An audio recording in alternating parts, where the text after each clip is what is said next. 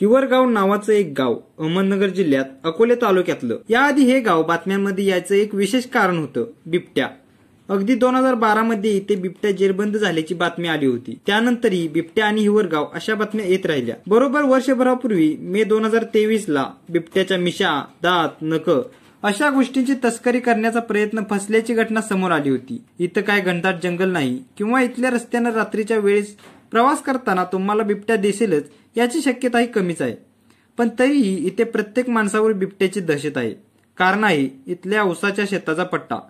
कारण या उसाच्या शेतांमध्ये अनेकदा बिबटे दिसतात, नजरेच्या समोरून जातात, साहजिकच भीती असते. पण मागच्या 2 दिवसांपूर्वी हिवरगाव मधली बिबट्याची भीती वाढली होती. गावकरी हातात काट्या घेऊन बाहेर थांबले होते.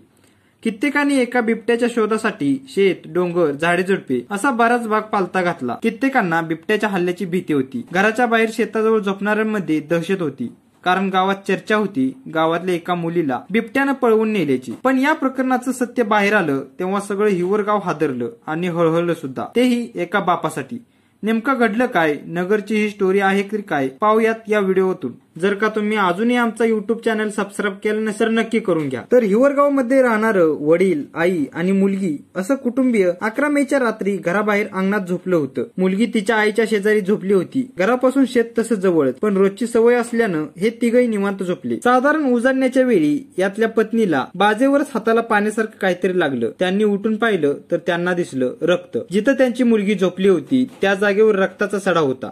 गावात असलेल्या बिबट्याची भीती, शेताच्या जवळ झोपणं आणि मुलीनं काही दिवसांपासून बिबट्या दिसत असल्याचं आईला सांगणं, यामुळे त्यांचा पहिला संशय गेला बिबट्यावर. आपली मुलगी शेजारी नाहीये, तिथं रक्त सांडलंय हे बघून त्या किंचाळल्या. त्यानंतर काहीच वेळात गावातले कित्येक लोक हातात काट्या, हत्यार घेऊन बाहेर आले. सगळ्यांनी या महिलेला काय झालंय हे विचारलं. त्यांनी आपली मुलगी इथं नसल्याचं सांगितलं. तिथं असलेल्या रक्ताचा सडा बघून प्रत्येक जण हादरला. कोणावर संशय आहे का या प्रश्नाचं उत्तर एकच मिळालं, बिबट्या. त्यानंतर गावातल्या लोकांनी सगळा भाग पालथा घालायला घेतला. उसाची मळी पिंजून काढली, मक्याची शेतं पाहिली. गावाच्या टप्प्यात असणारे छोटे डोंगर, जिथं जिथं बिबट्या जाऊ शकतो तिथं तिथं गावकरी पोहोचले. या कुटुंबियांचे नातेवाईक पोहोचले, पण बिबट्याची चिन्ह सुद्धा दिसून आली नाही. तरणी मुलगी गायब झाल्यानं कुटुंबियांना प्रचंड मोठा धक्का बसला होता. स्थानिक पत्रकारांनी दिलेल्या माहितीनुसार या आई वडिलांनी अन्नाचा एक कणही खाल्ला नव्हता. या दोघांचं लक्ष होतं त्या आपल्या मुलीवर, तिच्या परत येणाऱ्या वाटेवर. माध्यमांमध्ये असलेल्या माहितीनुसार गावकऱ्यांनी आणि नातेवाईकांनी शोध घेताना पोलिसांनी वन विभागालाही या सगळ्याची माहिती दिली होती. 12 तारखेलाच पोलिसांचं आणि वन विभागाचं पथक घटनास्थळी पोहोचलं. त्यांनी मुलीच्या आईकडून माहिती घेतली. नेमकं काय घडलं हे जाणून घेतलं. तेव्हा साहजिकच मुलीच्या आईने तपास अधिकाऱ्यांना एकच गोष्ट दाखवली, मुलगी रात्री जिथं झोपली होती तिथं पडलेल्या रक्ताचा सडा. पोलिसांनी त्या रक्ताचे काही नमुने घेतले.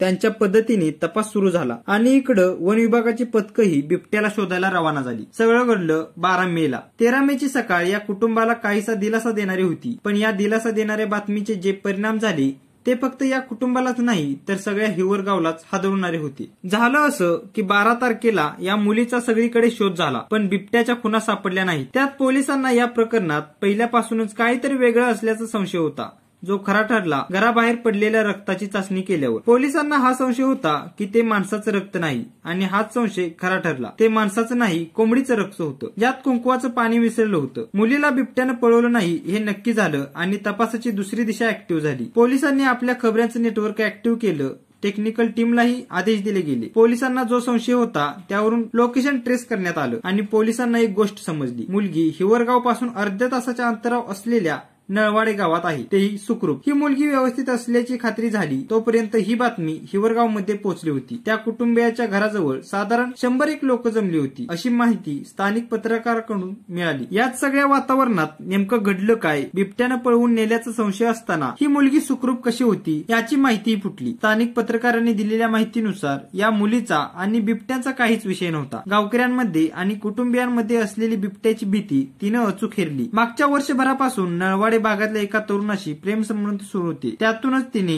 या मित्राच्या दबावातून आणि सहमतीने पळून जाण्याचा प्लॅन बनवला असं सांगण्यात येते. रात्री आपण झोपलो होतो त्या जागेवर कुंकवाचं पाणी आणि कोंबडीचं रक्त टाकून तिला बिबट्यानं पळवून नेल्याचा संशय वाढवला। साहजिकच कुटुंबियांनी, गावकऱ्यांनी आणि अगदी अधिकाऱ्यांनीही बिबट्याचा शोध घेतला, पण हा निव्वळ चकवा होता। पोलिसांनी लोकेशन आणि इतर माहितीनुसार मुलगी सुखरूप असल्याचं सांगितलं। तिनं पळून जाऊन लग्न केल्याच्या चर्चाही व्हायला लागल्या आणि हे सगळं तिच्या वडिलांच्या कानावर पडलं। स्थानिकांनी दिलेल्या माहितीनुसार हे सगळं ऐकल्यावर तिचे वडील काही वेळ शांत बसले, कुणाशी एक शब्द देखील बोलले नाही। त्यानंतर आपल्या घरात निघून गेले। मध्ये थोडा वेळ गेला, ते घराच्या बाहेर आले आणि जवळच्या एका झाडाकडे धाव घेतली। हातात जाड दोरी घेऊन झाडावर चढली, दोरी अडकवली आणि स्वतःचं जीवन संपवलं। आपल्या मुलीनं पळून जाण्याचा, त्यातही पळून जाण्याचा बनाव रचल्याचा आणि आपल्या फसवणुकीचा धक्का त्यांना पचलाच नाही आणि त्यांनी टोकाचा निर्णय घेतला। या प्रकरणात पोलिसांनी मुलगी, तिचा प्रियकर आणि आणखी काही जणांवर गुन्हा दाखल केलाय अशी माहिती आहे।